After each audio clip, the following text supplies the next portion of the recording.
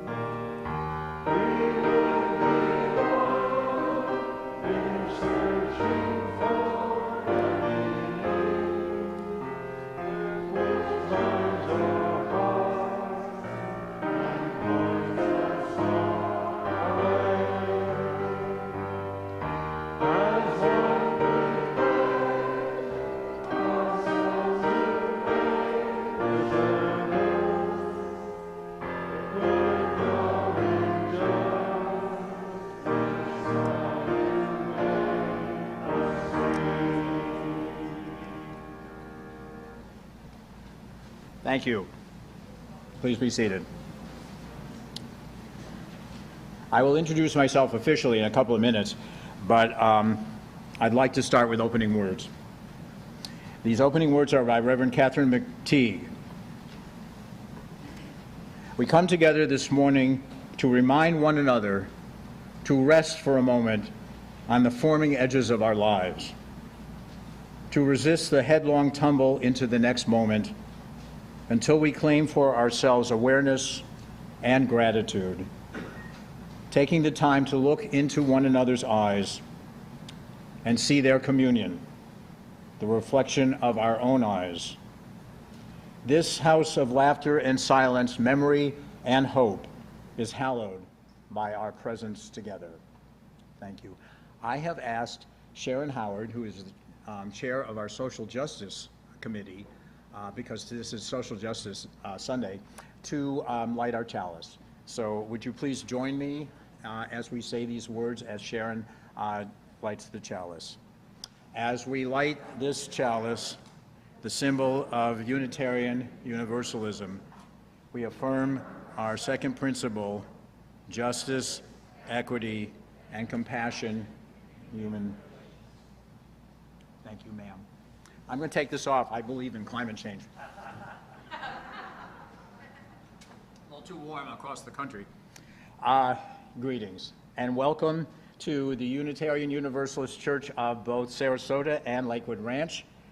I am Rick Sandler. I am your worship leader for today. As some of you know who attend here regularly, when our minister is not in the pulpit, members of the worship committee are responsible for the service. And that holds true today. And so I will be your worship leader. I will introduce our rabbi shortly. We also have some people joining us, we hope, live stream, and I welcome them as well.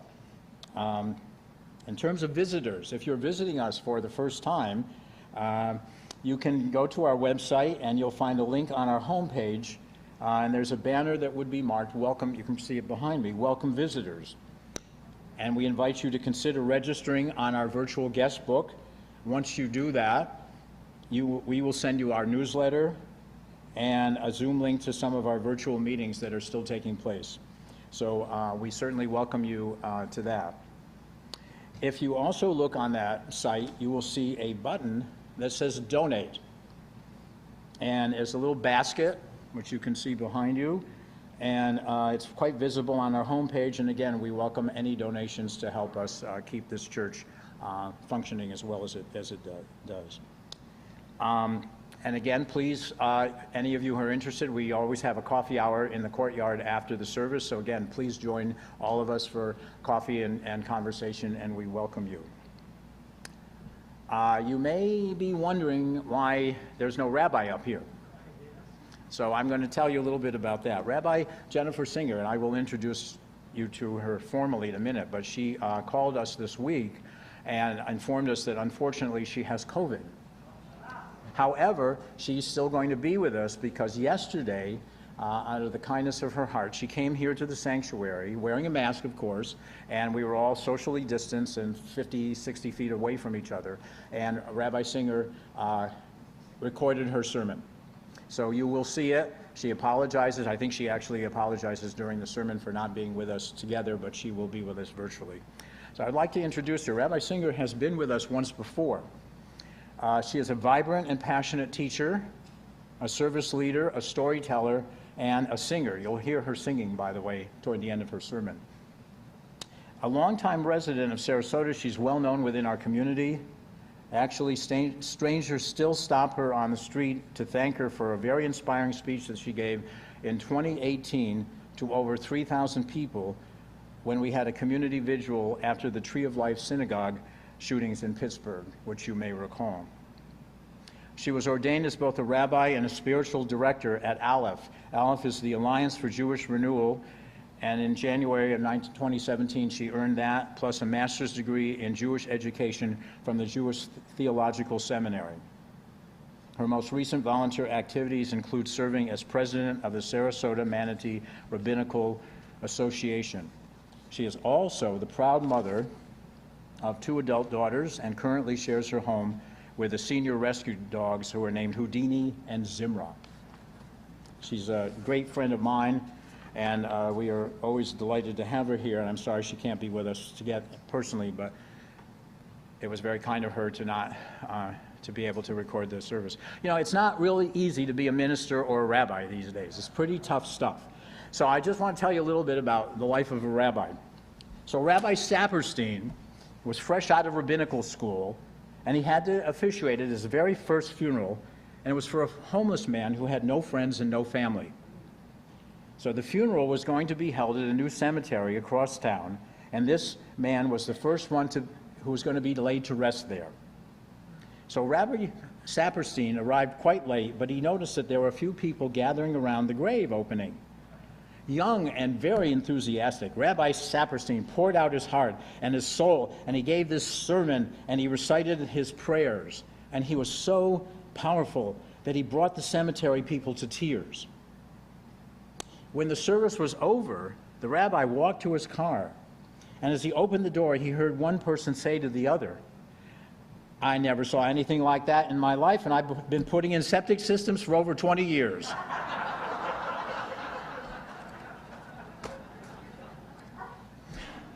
So there are these 3 young boys, and they're walking on the sidewalk, and they're arguing over whose daddy was the greatest. So David said, "Well, my dad is the greatest because he's a rich stockbroker on Wall Street." Hey, Michael said, "That's nothing. My daddy's a politician, and he's the most powerful man around." So Moishi said, "That's nothing. My daddy's a rabbi, and he owns hell." Boy said, "How can you own hell?" "Well, my daddy came home last night, and he told my mom that the synagogue board gave it to him."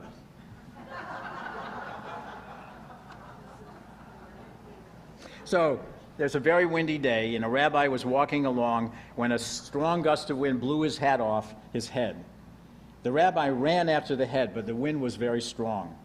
It kept blowing his hat further and further away. So a non-Jewish young man, seeing what had happened, ran after the hat. He caught it, and he gave it back to the rabbi. The rabbi was so grateful that he gave the young man $20 and blessed him. The young man was so excited that he decided to go to the racetrack, and with the rabbi's blessings, he decided to check the program and put the whole $20 on one horse. After the races, he went home and he told this story to his father. "I arrived at the 5th race and I looked at the program. I saw this horse named Top Hat was running. Hey, the odds were 100 to 1, but since I'd received the rabbi's blessing, I put the whole $20 on Top Hat, and guess what? He won. In the next race, there was a horse named Stetson at 30 to 1, so I bet the entire amount on that, and I won again. So did you bring all the money home, his father asked. Nah, I lost it on the last race. He said, there was this horse named Chateau that was a heavy favorite, so I bet everything on him, and since Chateau means hat in French, I figured it was a sure thing. You fool, his father said. Hat in French is chapeau, not chateau. So who won the race? Oh, some real long shot, some Japanese horse named Yarmulke. Anyway, life as a rabbi. We have a beautiful meditation by Antonio Carlos Jobim, which will be our first interlude.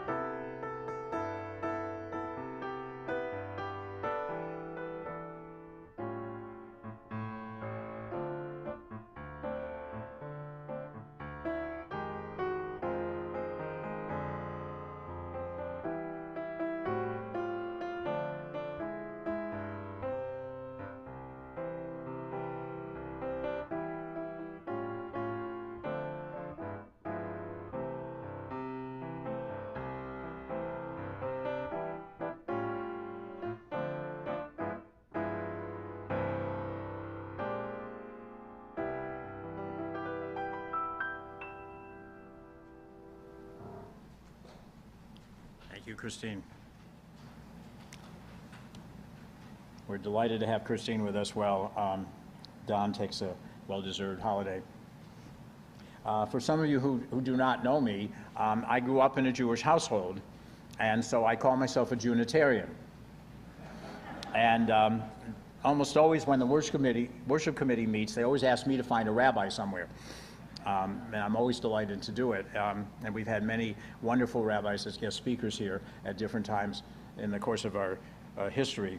And Rabbi Singer is no exception. And again, she is just a delightful person, and the chief rabbi at Kol Nishahama here in town, which is a Reconstruction Judaism, Jewish synagogue. For my first reading, I've actually taken 3 Jewish readings because I figured that was our theme for today, and also our theme is community. And I think that they all work well together. First reading is from a phrase called B'Tselem Elohim, which I will explain in a moment. How do we live in a world that seems to make a mockery of our deepest held beliefs and our tradition's most profound claims? The first and most foundational claim that Judaism makes about human beings as that we are created B'Tselem Elohim, meaning in God's image. Our tradition teaches that this means that every person, by virtue of being born, has innate dignity and worth. This comes straight out of our principles as well. It teaches that every single human life is precious, and that each person is endowed by God with unique qualities that will never be replicated in precisely the same way in another. That the differences between us are a reflection of God's love and God's greatness, and we should work to cultivate rather than suppress them. Now, I know some people don't particularly enjoy hearing the word God in a Unitarian church, but I think that the feeling of B'Tselem Elohim and inherent dignity and worth of every person certainly reflects and tracks very well with our beliefs as well. We're very blessed today, and we had a nice young chap who was going to come here, but he was unavailable at the last minute. But as some of you know, once a month we have a tradition here because of the Social Justice Committee's wonderful involvement of what we call Share the Plate. And Share the Plate is when all of the offerings for that particular Sunday go to a worthy organization here in this community. The Share the Plate for July 24th for today will be for what's called the Booker Promise Foundation, which is organized to benefit the graduating students at Booker High School in Newtown. To quote, "A quality education can transform lives, and every student deserves the chance to a bright future, no matter where they are from or what resources are available to them. Where a child starts should not dictate where they finish. Please be generous in your contributions to this worthy cause. The offertory will take place now." Thank you.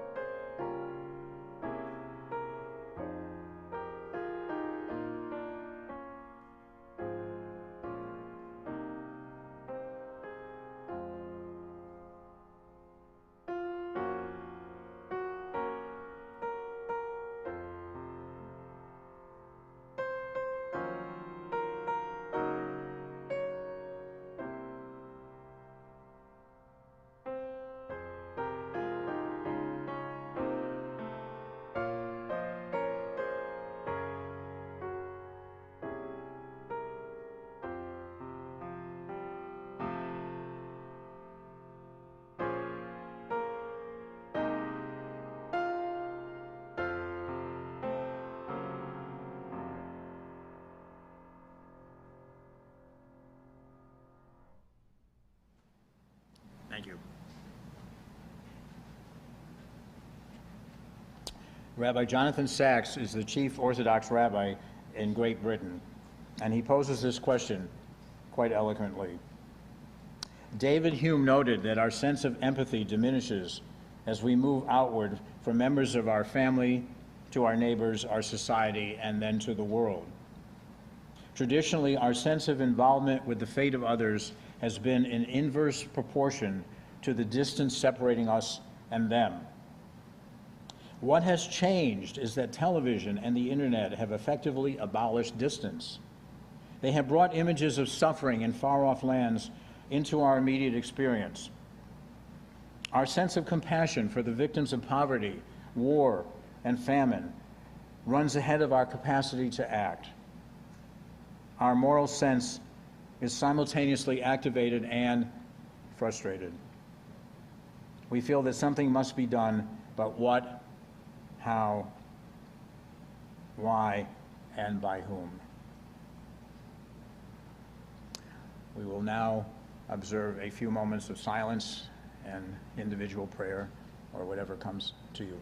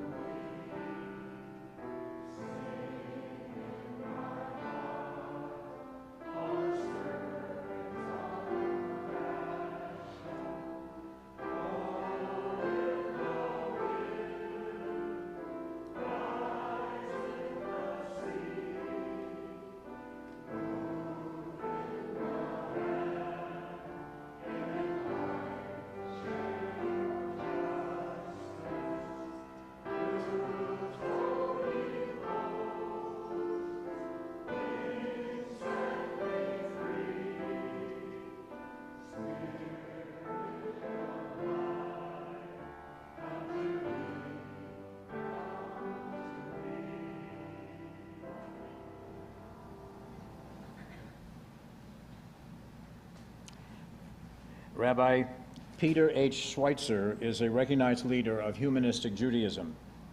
He currently serves as the president of the Association of Humanistic Rabbis and is also a member of the editorial board of the journal Humanistic Judaism. He writes this: "Our contemporary lives teach us that life is often unfair, and it takes human courage rather than divine blessings to endure pain. If comfort is to be found, it comes from within ourselves, from self-reliance or from the support of family and friends. It also comes from members of a community who support one another, share each other's joys, and accept the diversity of cultural backgrounds." Our theme of community continues with a sermon from Rabbi Jennifer Singer. Thank you. Years ago, American Express ran an advertising campaign that claimed membership has its privileges. The company offered different membership levels, each with accompanying benefits. Members at various levels received unique credit cards, the highest level getting a black credit card. The catch? The more benefits you wanted, the more you had to pay. It was both successful and clever. Amex convinced customers that they were getting something special simply by renaming the idea of paying for its products. You got benefits, which you had to pay for. The campaign was also uniquely American. The second sentence of our founding document, the Declaration of Independence, states, We hold these truths to be self-evident, that all men are created equal, that they are endowed by their Creator with certain unalienable rights, that among these are life, liberty, and the pursuit of happiness. In other words, our American tradition teaches that we have rights that we are free to exercise at will, a key element of which is the pursuit of happiness. This means that I can do whatever I want to make myself happy. Your happiness? That's your problem, not mine. This is why we are joiners, why the American Express campaign was so successful.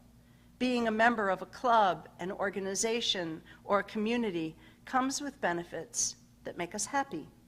Many are intangible. Just saying that you belong to the Harvard Club, regardless of the cost, makes you look good. So does flashing that black credit card. Or it makes you look like a social climber. It depends on who you tell and how you say it. The larger the community, the more we ask of it and the less we give to it. We may follow the rules if we think they apply to us, but we expect the local government to provide police and fire services, hospitals and schools, roads and infrastructure. We pay taxes for these things, but only because they're obligatory. We expect the traffic lights to work, and we expect a cop to stand in the intersection directing traffic when the lights don't work. Most of us don't even vote in local elections. Only some 66% of Americans vote in national elections. The number of votes cast in local and county elections is much smaller, usually less than half. When we strive as individuals to change large communities, such as a nation, we find that the task is virtually impossible. We write letters that go unanswered. We march in large groups and receive a small amount of media coverage, if that. We give, and the charities keep asking us to give more. So we continue on as we always have, maybe voting in the elections, at best actually campaigning for a candidate, but we are more likely to simply donate to their campaign, giving to the charities that speak to our heart, and doing the small but hopefully tangible things like recycling, even though we know that it is but a drop in the bucket. When we hear about the unprecedented high temperatures in Europe, in China, and in our own country, when we see photos of fires raging across the globe, we click our tongues, but we have no choice but to turn our backs, knowing that it is totally out of our control.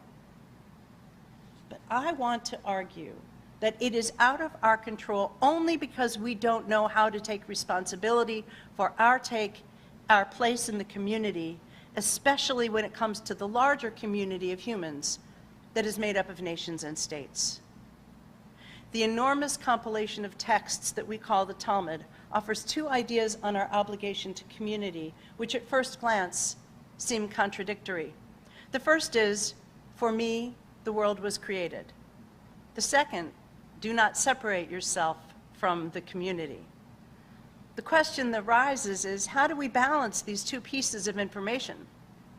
If the world was created on my behalf, don't I rise above any obligation to it? Am I not above the fray? The answer is no. Just because I am special and unique, which I am, as are all of you, it does not let us off the hook for being engaged with the world around us, which was given to us each as a gift. Like any other gift, I now have an obligation to safeguard it. And according to the Jewish laws of giving to the poor, my obligation begins shortly after moving into a community. This giving guide, written by the sage Maimonides, offers a hierarchy of obligation to the community, which assumes that the longer one remains, the more obligated one becomes. It states, one who settles in a community for 30 days becomes obligated to contribute to the charity fund. One who settles there for 3 months becomes obligated to contribute to the soup kitchen. One who settles there for 6 months becomes obligated to contribute clothing for the poor. One who settles there for 9 months becomes obligated to contribute to the burial fund. Yes, we are each important. Yes, we are each endowed with unalienable rights. Yes, the world was created for me and for you. But within 90 days, 3 months of moving into a community, we become responsible for behaving as a member with both full privileges and rights and distinct responsibilities. Unless you decide to move entirely off the grid and live in the woods with no attachment to civilization, we each have, an obligation to the community in which we reside. And not every community is permanent, but even temporary communities require cooperation and collaboration, as well as a basic obligation to the other. There is a story from the Talmud that tells of a man who begins to drill a hole beneath his seat in the boat. His fellow passengers protest. "What concern is it of yours?" he demanded. "I am making a hole in my seat, not yours." They replied, "That is so, but when the water comes in, it will sink the whole boat, and we will all drown." Each one of us belongs to a variety of local communities, our neighborhoods, houses of worship, clubs, different interest groups. Some clubs don't cost money to join, but the competition is stiff. Only 12 people have walked on the moon, and only 336 Americans have held the title of astronaut. Another elite group within that is the 49 American women who have been astronauts. And some clubs can be joined just by showing up. I have 2 medium-large dogs, and for a long time, I belonged to a community of people who gathered at the 17th Street Dog Park, 5, 6, some people 7 mornings a week. I haven't lived near that dog park for a very long time, but I'm still friendly with some of the people I met there. I still use the accountant who I met through that group, and he regales me with stories and updates about the others. Even informal communities like the one at the dog park have expectations of their members. When someone falls sick or their dog dies, I am expected to express my sympathies, even though it's been such a long time. Every community expects you to be there for the others. Your role is 2-part. You both receive and you give back to the community.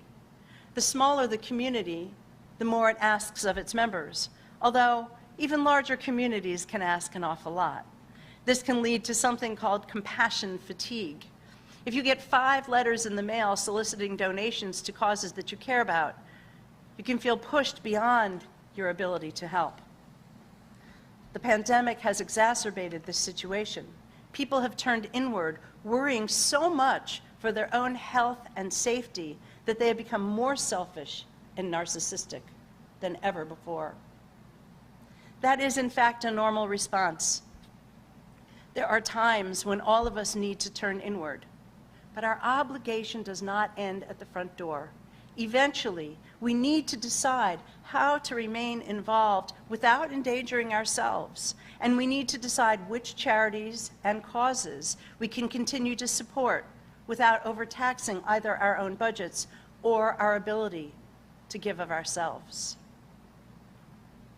Rabbi Israel Salanter, who lived in the 17th century, founded a movement that stressed the ethical demands of being a religious person and an active member of the community. And he gave this advice. "When I was a young man," he said, "I wanted to change the world. I found it was difficult to change the world, so I tried to change my nation. When I found I couldn't change the nation, I began to focus on my own town. I couldn't change the town, and as an older man, I tried to change my family.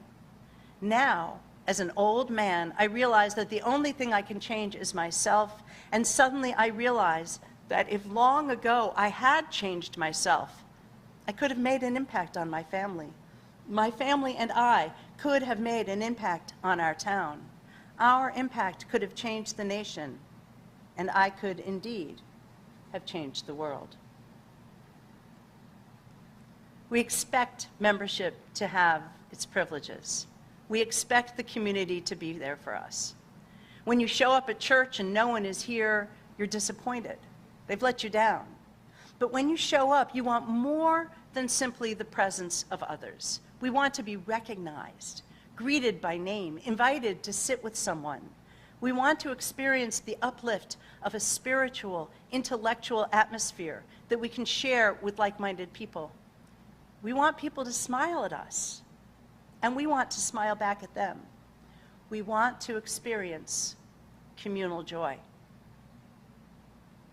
The desire to belong to something larger than ourselves is why people feel prompted to actually join a church or a synagogue rather than simply attend services.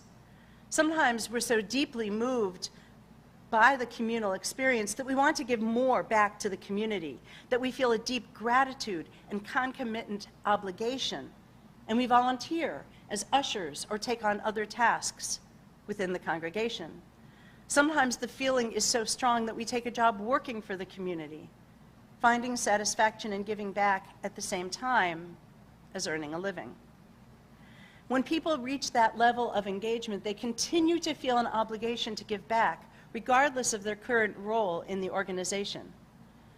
The women, those 49 women who have traveled to space, some of whom died in the process, continue to speak to groups of young women and girls, telling their stories, encouraging them to study science and mathematics, and teach them to shoot for the stars themselves.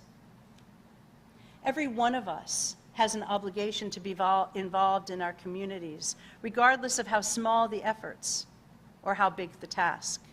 Can you solve global warming by turning up your thermostat and avoiding single-use plastics? Perhaps. If every one of us does it, maybe it can. But it begins with you and with me, one person at a time, one person taking responsibility for the community. When the Twin Towers fell in Manhattan, a man from Chicago named Chris Schoenberg drove his food truck to New York and served free meals for 2 days and 2 nights until the truck was empty. When asked why, he said, quote, "It's our job as citizens of the United States to help our fellow Americans. It's what being an American is all about." I would simply add, it's what being a human is all about. Thank you.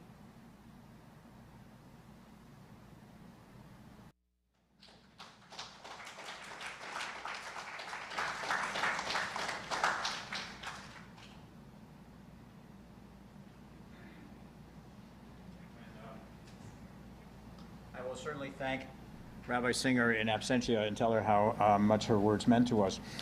When Reverend Jay Wallen was here during Candidate Week, he emailed me and said, "I'd like to meet some members of the religious community or faith community here in town."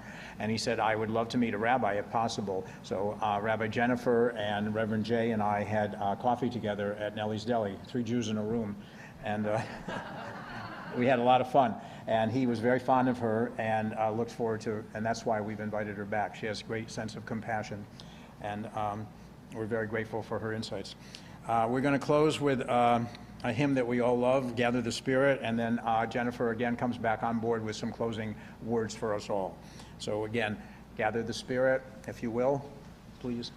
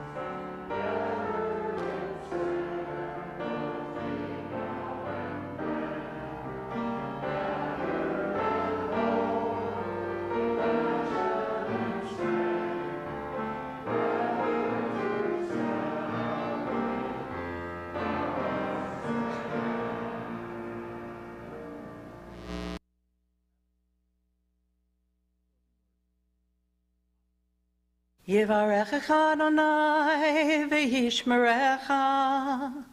Ya'er Adonai panav elecha v'chuneka. Yisa Adonai panav elecha v'yasem lecha shalom. May the Eternal bless you and protect you. May the Eternal's face be turned toward you and show you favor. May the Eternal's face shine ever on you and bestow upon you peace.